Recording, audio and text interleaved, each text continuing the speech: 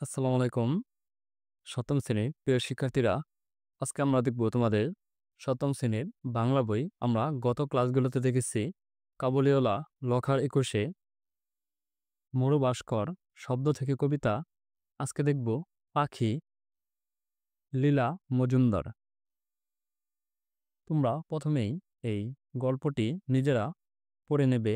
আমরা অনুশীলনে চলে যাই। এখানে কিছু কঠিন শব্দার্থ দেওয়া আছে, এগুলো তোমরা নিজেরা করে নেবে।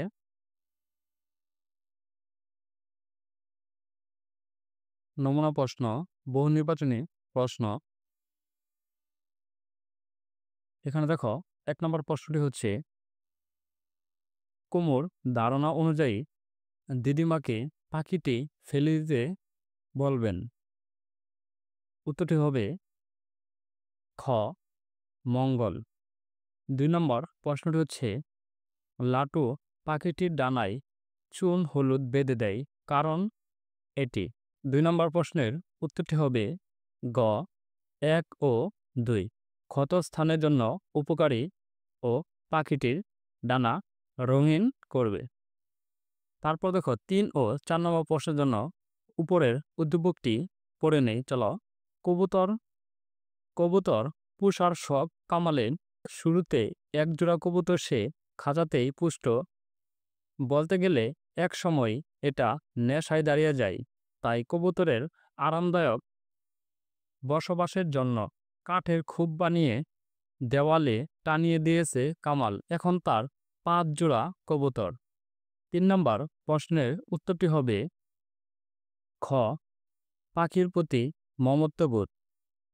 ৪ নম্বর প্রশ্নটি হচ্ছে, উক্ত প্রতিফলিত দিকটি পাখি গল্পের কোন চরিত্র সমূহে বিদ্যমান?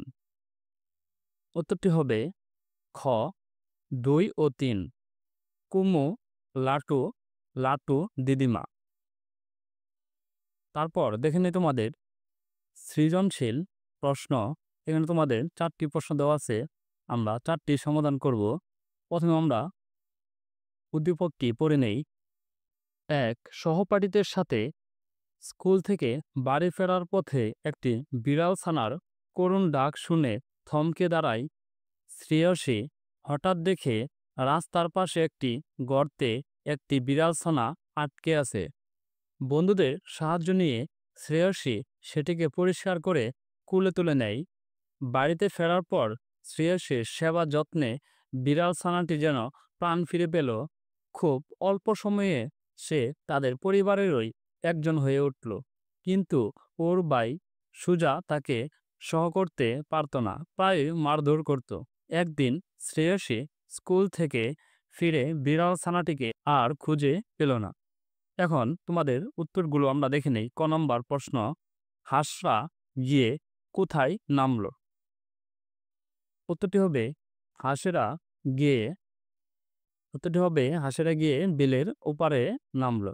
তারপর ২ নম্বর প্রশ্নটি হবে খ, কুমু ও লাটুর মনে কোনো সন্দেহ রইল না কেন? চলো আমরা ২ নম্বর প্রশ্নটি দেখে নেই। খ, কুমু ও লাটুর মনে কোনো সন্দেহ রইল না কারণ পাখিটি ক্রমাগত উড়তে লাগলো।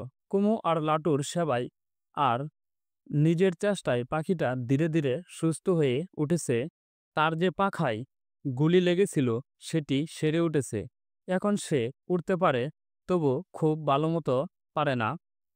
একদিন বুনো হাঁসটা যখন উড়তে লাগলো, কুমুর পাখিও অনেকখানি উঁচুতে উড়ে গেল, কিন্তু তখনই নেমে এলো।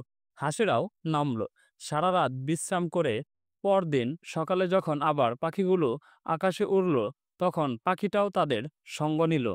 তাদের থেকে একটু পিছিয়ে থাকলো বটে, তবু কুমু ও লাটুর মনে সন্দেহ রইল না যে সে যেভাবে উড়েছে তাতে এখনই তাদের ধরে ফেলবে।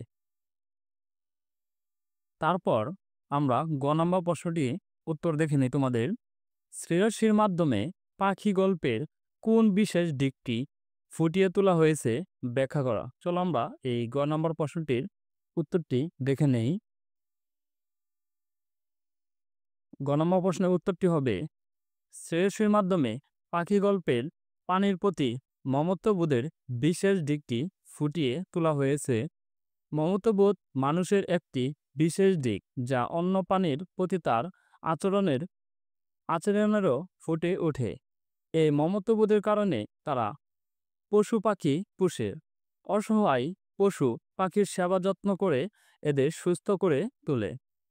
পাখি গল্পে কুমু এবং লাটুর মধ্যে পাখির প্রতি মমত্ববোধের বিষয়টি ফুটে উঠেছে। একটি আহত বন্য হাঁসকে তারা সেবা যত্ন করে সুস্থ করে তোলে। তাদের সহযোগিতার কারণেই পাখিটি সব রকম বিপদ কাটিয়ে উঠতে পারে। পাখি গল্পে প্রাণীর প্রতি এই মমত্ববোধ উদ্দীপকের শ্রেয়সীর মাধ্যমে ফুটে উঠেছে। বিড়াল ছানাটিকে সেবা যত্ন করার মধ্য দিয়ে গর্তে পড়ে থাকা বিড়াল ছানাকে সে পরিষ্কার করে কোলে তুলে নেয়। বাড়িতে তার সেবা যত্নে বিড়াল ছানাটি যেন প্রাণ ফিরে পায় এবং খুব অল্প সময়ে সে শ্রেয়সীদের পরিবারের একজন হয়ে ওঠে।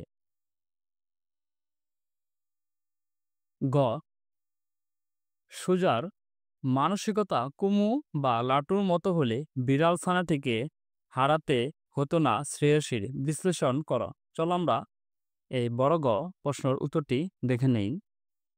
সুজার মানসিকতা কুমু বা লটুর মতো হলে বিড়াল ছানাটিকে হারাতে হতো না শ্রেয়সীর। মন্তব্যটি যথাযথ। অধিকাংশ মানুষই পশু পাখি পছন্দ করে, ভালোবেসে তাদের পোষে, কিন্তু এমন কিছু মানুষও আছে যারা এদের পছন্দ করে না, তাই কারণে অকারণে এদেরকে প্রহার করে।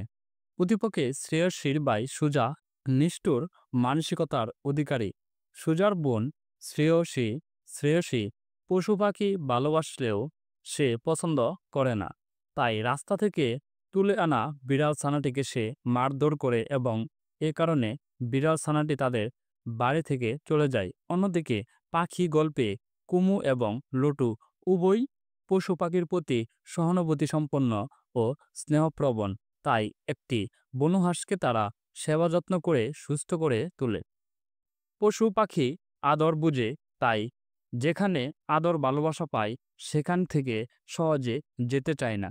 কিন্তু সুজার পশু পাখির প্রতি কোনো ভালোবাসা নেই, যে কারণে বিড়াল ছানাটি হারিয়ে যায়।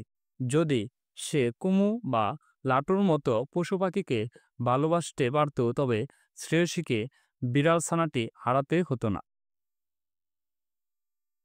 ধন্যবাদ শিক্ষার্থীরা, আমরা দেখে নিলাম তোমাদের এই 4টি সৃজনশীল প্রশ্নের উত্তর। আমরা আগামী ক্লাসে দেখব পিতৃপুরুষের গল্প হারুন হাবিব।